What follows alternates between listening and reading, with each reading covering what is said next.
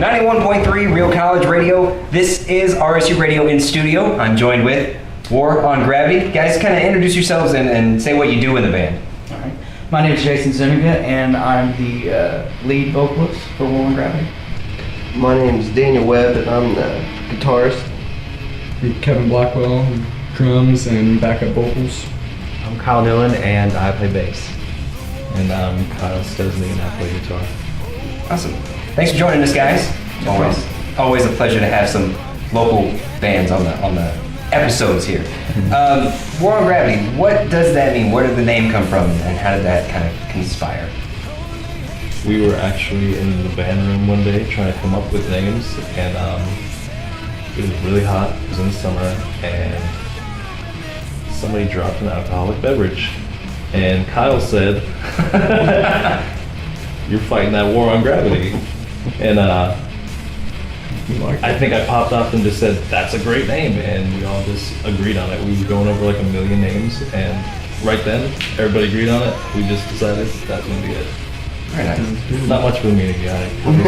Well, I think that's how most of the interesting names come about, is they're just random names. Do you remember any of the other ones that you were actually trying to think of and make work? Oh goodness. I was trying to think of some of those today. I couldn't recall any of them. There's so many that I have nobody likes. There was at least 1,000 probably thrown out at any given time. Drummer submissions. How long have you guys been together as a band? We've been playing close to 4 years. We got him about a year and a half or so ago. That's my first time hearing the War on Gravity story, too. Oh, there you go. It just was when I hit the scene. So. That's just the way. Yeah, I didn't dig too much into it. I just said, okay, we're War on Gravity. Let's do it. You four guys are local to an extreme here for RSU Radio, because you guys are from Claremont. You're from Tulsa. Yes, correct. What's it like being a part of the Tulsa music scene as it is right now? It's getting a lot of attention. It seems to be growing compared to just 2 or 3 years ago. Very exciting. Yes. I like seeing what's coming up. A lot of these bands are great. Roots of Thought, The Bourgeois. I really like a lot of those bands, and I respect them, and hope to share a stage with those guys pretty soon. A lot of people see, when they think of Oklahoma music, Garth Brooks and Reba McEntire and the countryside is what most people think of. How is that different than you guys are not a country band? When you think of the Tulsa scene, how do you try to change the skew of country, and where do you fit in with the scene? We fit in more closer, I'd say, to the indie rock side, because they got, a lot of the younger crowd down there. The kids want to hear some good heavy music or some good melody and stuff. And we're kind of right around that area of things. Try to give somebody, a different taste of what we perceive as Tulsa music or the Tulsa sound. A lot of these bands that you go see that are around here, at least a lot of the ones that I've been to, have been predominantly like Red Dirt or Rockabilly or something like that. So we just wanted to bring some original rock music, interject that into the Tulsa scene, and ultimately we've been pretty well received by everyone we played in front of. Mind you, a lot of the people are there specifically to see us, but some of the people that weren't had no idea, like open mics that we've done and things like that. At the Cimarron, for instance, they were pretty impressed with the material that we had, so we just keep plugging along. Tulsa also there's a lot of variety. I think now more so you can get a little more variety into the type of music or genres that are out there. So there's it's not just country and rockabilly and stuff like that. Rock is really apparent, especially in, like Kevin was saying, indie rock too. You can get a good healthy dose of that around Tulsa and the surrounding areas. RSU likes to take pride in playing local music, and one of the songs that we're playing, Tried and True, has a story to it. And there's an inspiration for the song. What is the story and inspiration for that one? Well, these guys had some really good guitar riffs and some heavy grunge sound, and reminded me of kind of battle and war. And I started looking up some of the tragic events that happened earlier on in the United States, and You were inspired by Alice in Chains, Rooster, weren't you? You kind of wanted to go that route, didn't you? Not quite. I think it was the Caroline Spine. Oh, the solid yeah, English. Yeah, that was. That storytelling kind of. Yeah, but I seen Doolittle's Raid. It was the guys left for Pearl Harbor. They did the initial attack and they didn't come home. Some of them was killed in the firing squad, and it's just bad news. We need to let that out and let everybody know what people do for us to be here sometimes, instead of just going and shooting up. And you hear about all the oil wars and all this and that, and there was a time where things were true and genuine, and it's kind of the message I seen when I wrote some of the lyrics for it. So. For that to be the first single that you guys have put out and to have that kind of a story, is that personal or what, as opposed to just writing a song to write a song? I think at the time, really when they were auditioning singers and they played that for me, that was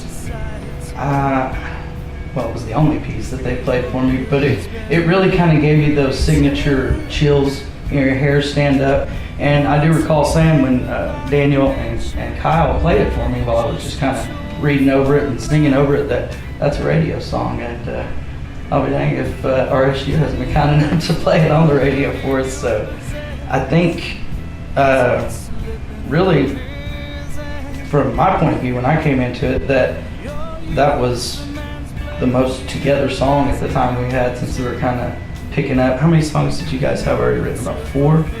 No, we had probably workings of 10 or more. 10, yeah, 10. Wow. So, and out of those 10, I think we added probably about 5 or something like that to our lineup. So, Tried and True just was always the first song that we kind of gelled together on and got together, and just has always been our strongest one. So I think that had to do with us putting that foot forward as far as making our first single too. What can we expect coming up from Long Gravity? Hopefully we should be playing some shows at the Vanguard before too long. Our manager, Robert Burnett, is trying to get us some gigs in up there. He's talking with the booking people.